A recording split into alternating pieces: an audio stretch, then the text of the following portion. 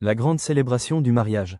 Cette nuit était incomparable, empreinte d'élégance, de joie et de triomphe. L'atmosphère changea, ne portant plus le poids des vœux solennels et de la rédemption, mais se transformant en quelque chose d'exubérant, de festif, d'inoubliable. L'orchestre s'éleva, sa mélodie se déployant dans les halls de marbre comme un hymne triomphal. Des confettis dorés tombèrent comme des étoiles, capturant la lumière des bougies, tandis que rires et acclamations remplissaient l'espace. Les invités levèrent leurs verres, portant un toast non seulement à l'union mais aussi à l'extraordinaire parcours qui les avait menés jusqu'ici. Les portes de la salle de bal s'ouvrirent, révélant un festin digne de la royauté, où le champagne fin s'écoulait dans des flûtes en cristal, les mets raffinés étaient présentés sur des plateaux d'argent et les arrangements floraux s'élevaient dans une splendeur à couper le souffle. Au cœur de tout cela, Ava et Nathanaël, unis par l'amour, honorés par le destin, célébrés par tous. La première danse, un moment suspendu dans le temps. La mélodie s'adoucit, se transformant en quelque chose d'intime, d'intemporel. La foule s'écarta, formant un cercle parfait autour d'eux. Ava et Nathanaël avancèrent, mains enlacées, regards verrouillés, un serment silencieux flottant entre eux. Sa robe scintillait comme un reflet de lune, chaque pli captant l'éclat doré des chandeliers. Son allure était assurée, inébranlable, portant le poids silencieux de sa dévotion. Puis, ils commencèrent à danser. Une valse lente et élégante, fluide, sans effort, comme s'il avait toujours dansé vers ce moment. Les invités observaient en silence, certains souriant à travers leurs larmes, d'autres absorbés par la beauté de l'instant. Parmi la congrégation, des mains se joignirent, des prières furent murmurées, car ce n'était pas simplement une danse, c'était un témoignage, une renaissance, un moment où le monde assistait enfin à l'amour tel qu'il devait être. Et alors que la dernière note s'attardait, qu'il l'inclinait avec grâce et la retenait un battement de cœur de plus que nécessaire, la salle éclata en applaudissements, une ovation tonitruante, des voix s'élevant en célébration. Discours et toast, une célébration en mots. Lorsque la danse s'acheva, lorsque les invités prirent place dans la salle du banquet, vint le temps des récits, des hommages, des voix qui s'élevaient dans la joie. Le pasteur Elijah prit la parole en premier, ses mots emplis de sagesse, portant la réflexion d'un homme qui avait vu l'amour, la perte et la rédemption se dérouler sous ses yeux. Mireille suivit, son toast rempli d'admiration silencieuse, non pour Ava en tant qu'épouse, mais en tant que femme ayant choisi la force face à la douleur. Le plus proche ami de Nathanaël, Xavier, leva son verre, ses paroles empreintes de rire et de chaleur, taquinant et honorant le marié à parts égales. Puis, Ava se leva. Le silence parcourut la salle. Chaque regard se tourna vers elle, attendant, sachant que ses paroles seraient plus qu'un simple toast, qu'elles seraient une véritable déclaration. Elle sourit, leva son verre et parla. Ce soir, nous ne célébrons pas un commencement, nous célébrons un voyage de grâce, d'amour, de triomphe sur tout ce qui a cherché à nous détruire. La salle se leva avec elle, chaque invité, chaque dignitaire, chaque membre de la congrégation, honorant et célébrant ce moment. Elle ne se contenta pas de se tenir là. Elle prit possession de l'instant. Elle avança au centre du grand hall, sa présence solide, inébranlable, empreinte de détermination. Il restait une vérité à dire. Elle se tourna vers Mireille, son regard doux mais indestructible, sa voix marquant chaque souffle. Eva, douce mais forte, ce soir, je vous demande de vous joindre à moi pour honorer quelqu'un, sans qui je ne serais pas ici. Des murmures s'élevèrent. Tous connaissaient leur lien, mais nul ne mesurait encore l'ampleur du sacrifice. Certains se penchèrent légèrement, sentant l'histoire sur le point d'être dévoilée. Mireille elle-même se figea, ses yeux vacillèrent. Jamais elle n'aurait imaginé cela. Pas ici, pas maintenant. Puis, la voix d'Eva monta, portant tout le poids des silences laissés trop longtemps dans l'ombre. La vérité dévoilée. Eva, ferme, brute, chargée de vérité. La nuit où j'ai été jetée dans la tempête, elle m'a recueilli. Elle n'a pas posé de questions. Elle n'a pas jugé. Elle m'a simplement guidé, parce que c'est ce qu'elle est. Un frisson parcourut l'assemblée, la révélation s'abattant sur eux comme un voile de brume. Parmi la congrégation, des mains se joignirent, des souffles se suspendirent, l'impact des mots les frappant de plein fouet. Geneviève, tapie dans l'ombre, expira lentement. Elle comprenait à présent pourquoi Wonder avait toujours éprouvé une telle admiration pour Mireille. Mais Eva ne vacilla pas. Sans faillir, elle poursuivit. La nuit où ma fille est née, Mireille a accouru à mon chevet. Pas parce qu'elle le devait, pas parce qu'on le lui avait ordonné, mais parce qu'elle était déjà ma mère, bien au-delà du sang. Des exclamations étouffées. Certains comprenaient, d'autres s'émerveillaient. Le pasteur Élie baissa légèrement la tête, reconnaissant silencieusement la profondeur de cette révélation. Alors, Eva leva la main. Elle ancrerait cette vérité pour l'éternité. D'une voix claire et sans faille, elle déclara « Parce que Mireille est venue à l'hôpital cette nuit-là, j'ai eu la vie. Mais parce qu'elle est venue, elle a tout perdu. » Silence. Puis, des souffles coupés. Un sénateur inspira brusquement. Ce n'était pas seulement un hommage, c'était une révélation. Une femme au fond de la salle porta une main tremblante à son collier, l'écho des paroles d'Eva s'ancrant profondément en elle. Parmi les dignitaires, des murmures se répandirent, un sacrifice d'une telle ampleur était inédit dans leur monde. Et la voix d'Eva, chargée du poids de la vérité, ne vacilla pas. Eva, plus douce maintenant, émue, murmura, « Sa maison a brûlé cette nuit-là. Le foyer qu'elle avait construit, les souvenirs qu'elle portait, tout a disparu, parce qu'elle est venue à moi. Parce qu'elle s'est précipitée pour que je ne me sente pas seule. Pour que je ne me sente pas perdue. » Mireille expira lentement, clignant des yeux pour retenir quelque chose qui menaçait de surgir, mais elle ne bougea pas, elle n'interrompit pas ce moment qui était le sien, à recevoir. Un foyer, pas une maison. Eva ne laissa pas le moment s'attarder dans la tristesse. Au lieu de cela, elle sourit. Doucement, radieusement, porteuse de quelque chose de plus grand que la perte, plus fort que le chagrin. Elle se tourna entièrement vers Mireille, sa voix empreinte du poids d'une vie de gratitude. Elle continua, posée et chaleureuse. Mais ce soir, je le dis devant Dieu et devant tous, Mireille, tu n'as pas perdu une maison. Tu as gagné un foyer. Les murmures se transformèrent en quelque chose de plus profond, admiration, respect, compréhension. Le pasteur Élie ferma les yeux un bref instant, comme pour reconnaître la vérité de ce qui venait d'être prononcé. Parmi la congrégation, des larmes silencieuses glissèrent sur des joues, non pas dans la douleur, mais dans la beauté du sacrifice. Puis, Eva leva son verre plus haut, sa voix forte, inébranlable, définitive. « Maman, tu as été la première à m'adopter et ce soir, je t'adopte. Et je dis merci. » L'apothéose. La salle explosa. Les chaises glissèrent alors que des centaines de personnes se levaient. Les applaudissements étaient tonitruants. Les acclamations, sans retenue. Les mains se levèrent, les voix scandèrent le nom de Mireille, l'honorant, la célébrant, l'accueillant pleinement dans la famille d'Eva. Mireille s'avança. Elle prit le visage d'Eva entre ses mains. Elle la serra comme seule une mère le pouvait. Alors, doucement, avec une certitude absolue, elle murmura, « Tu as toujours été mienne. » Les mots étaient simples, sans artifice, parfaits. Et puis, elle prit sa fille dans ses bras, pleinement, entièrement, et la salle éclata en applaudissements, en acclamations, en une célébration qui fit trembler les murs. Le passé ne les avait pas brisés. Il les avait façonnés, et ce soir, il avait été apaisé. L'officiant, Elder Baptiste, avança, sa voix portant à travers la grande salle. Ce soir, nous avons été témoins d'une union bâtie non seulement sur la tradition, mais sur le triomphe, déclara-t-il. Et avant que cette nuit ne touche à sa fin, il est temps pour les plus hautes autorités présentes d'offrir leurs présents, non comme de simples cadeaux, mais comme des déclarations. Des serviteurs vêtus d'une tenue royale s'avancèrent, portant des plateaux recouverts de velours, leurs gestes précis et mesurés, à la hauteur de l'importance de ce qu'ils transportaient. L'un d'eux s'inclina profondément avant de parler. En l'honneur de Sa Majesté la Reine Geneviève, je présente cette couronne, d'une valeur de 300 millions de livres sterling. Le couvercle fut soulevé. Des soupirs émerveillés parcoururent la salle en découvrant une tiare ornée de diamants, ces pierres précieuses rares extraites des mines les plus profondes du royaume. Les joyaux scintillaient, reflétant la lumière dorée des chandeliers. Ce n'est pas un simple ornement, poursuivit le serviteur. C'est une preuve, une reconnaissance qu'Eva n'est pas seulement une épouse, mais une femme digne de la royauté. La tiare fut posée sur la tête d'Eva, s'adaptant à elle comme si elle lui avait toujours appartenu. Un autre serviteur s'avança. En l'honneur du sénateur Augustin, je présente ce portefeuille de propriété, d'une valeur de 80 millions de livres sterling, garantissant la place d'Eva non seulement dans la richesse, mais dans la terre elle-même. Un murmure d'admiration se répandit. Le nom d'Eva venait d'être scellé dans le monde du pouvoir, de l'influence et du prestige incontestable. Puis, un autre s'avança. Par décret de Lord Cédric, cet ancien parchemin est offert, d'une valeur de 200 millions de livres sterling. Signé par les plus grands dirigeants avant nous, il marque Eva comme héritière d'une lignée de sagesse et de gouvernance. Eva accepta le parchemin, ses doigts effleurant l'encre vieillie, comprenant l'ampleur de ce qui venait de lui être confié. Enfin, le tribut de la congrégation. Le tissu doré fut retiré, révélant une plaque en or massif, gravée à la main avec l'histoire d'Eva, retraçant son ascension, son audace et son triomphe. « Ceci est ton héritage, murmura Elder Baptiste. Inscrit à jamais, ne pouvant être effacé, ne pouvant être oublié.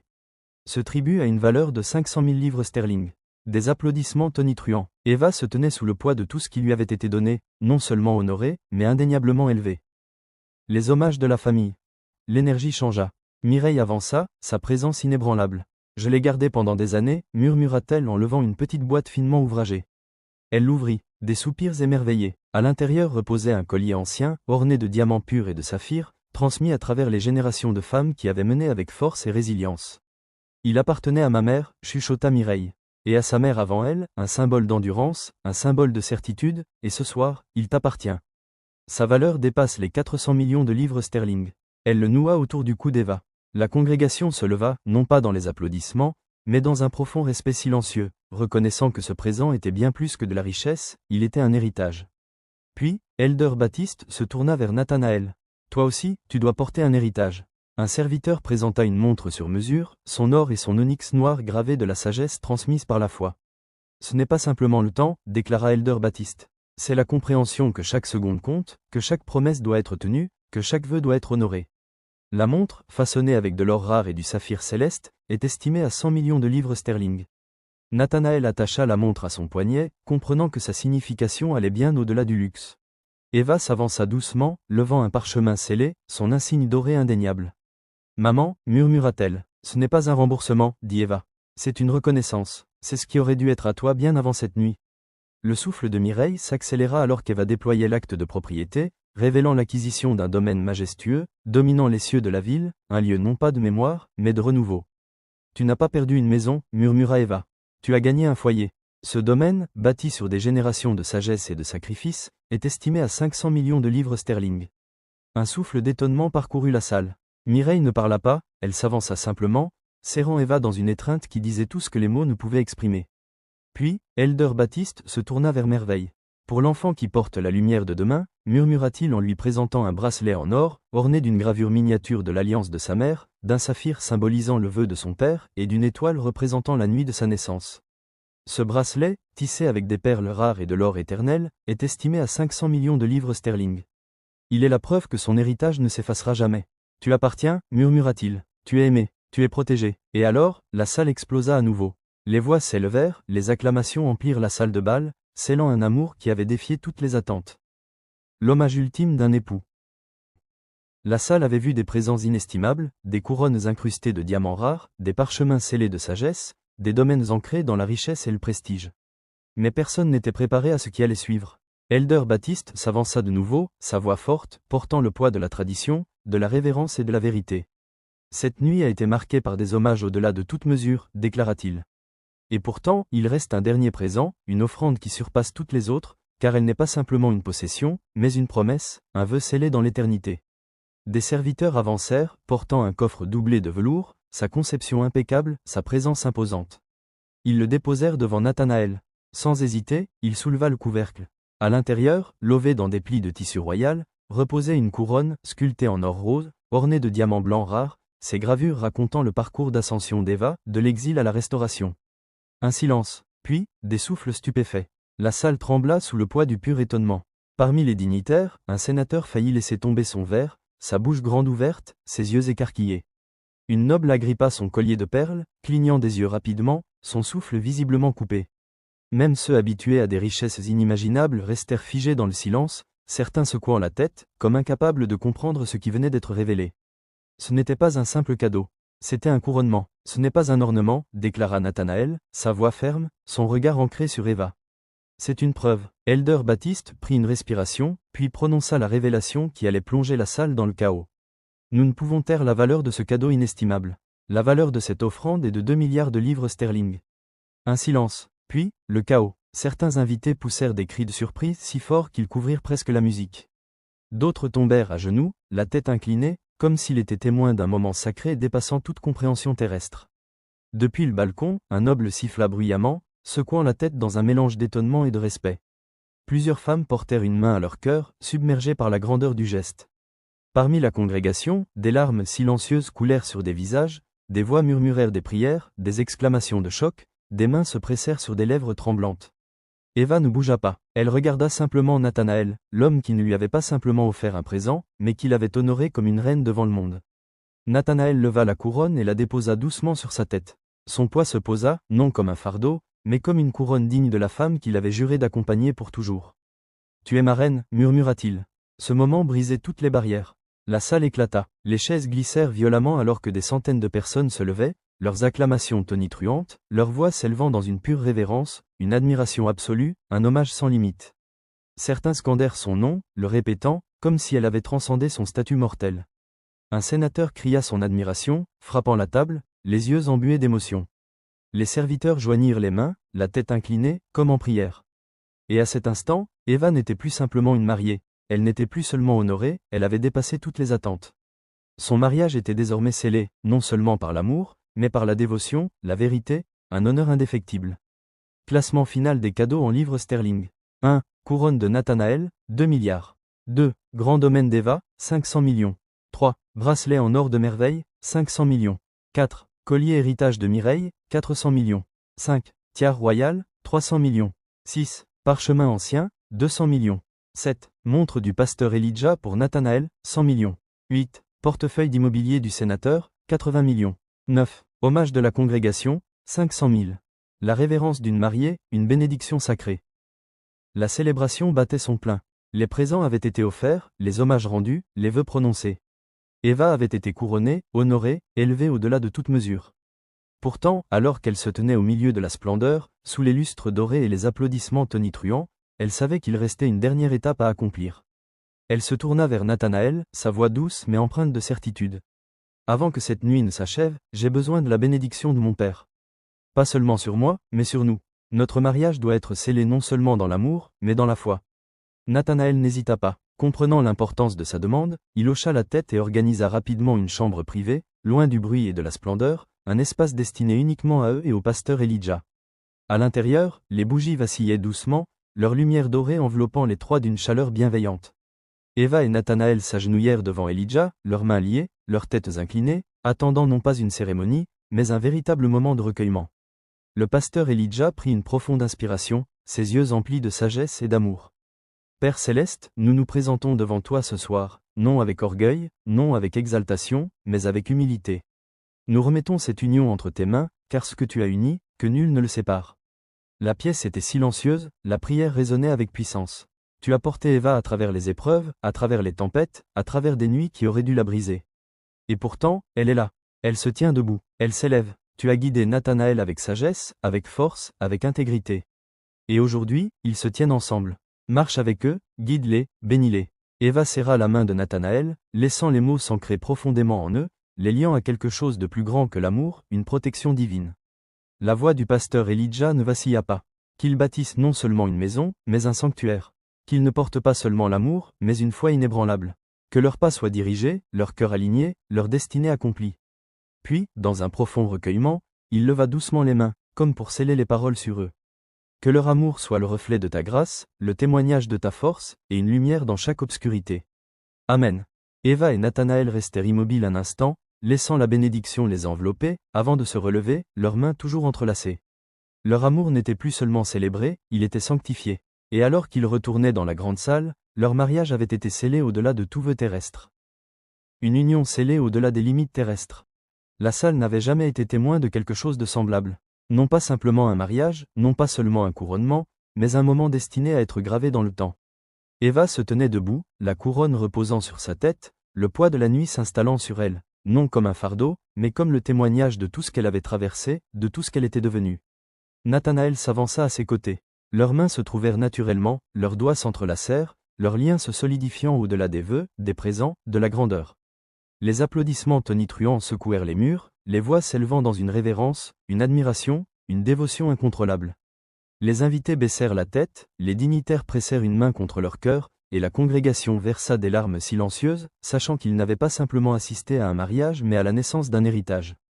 Elder Baptiste se tenait devant eux, son expression impénétrable. Mais lorsqu'il prit la parole, ses mots portèrent le poids de l'histoire, de la vérité et d'une destinée incontestable. Cette nuit marque le début d'un règne, d'une union, d'une promesse qui ne pourra jamais être brisée. Son regard balaya les invités, les dirigeants, les sénateurs, les nobles, puis se posa sur Eva et Nathanaël. Vous ne vous tenez pas seuls. Vous vous tenez unis, non seulement comme souverains de richesse, mais aussi de foi, d'honneur, du peuple qui vous a élevé jusqu'à ce moment. Un silence, puis, sa voix s'éleva, non dans un cérémonial, mais dans une conviction absolue. Le monde parlera de ce jour non pas comme d'un événement, mais comme d'un tournant. Car ce qui a été uni ce soir, il leva les mains, comme pour sceller ses paroles dans l'histoire elle-même, ne pourra jamais être défait. Le silence s'installa, non par hésitation, mais par respect. Une vérité venait d'être prononcée, et elle ne pourrait jamais être effacée. Eva se tourna vers Nathanaël, sa voix brisant le calme avec certitude, force, amour absolu. Et je marcherai à tes côtés, murmura-t-elle, sachant qu'elle n'avait pas besoin d'élever la voix pour que chaque âme dans la salle l'entende. Non comme une épouse, non comme une souveraine, mais comme la tienne. Nathanaël n'hésita pas, sa main pressa doucement celle d'Eva, sa réponse était silencieuse, mais évidente. La salle explosa une dernière fois, les voix s'élevant dans l'adoration, la louange, et la certitude absolue.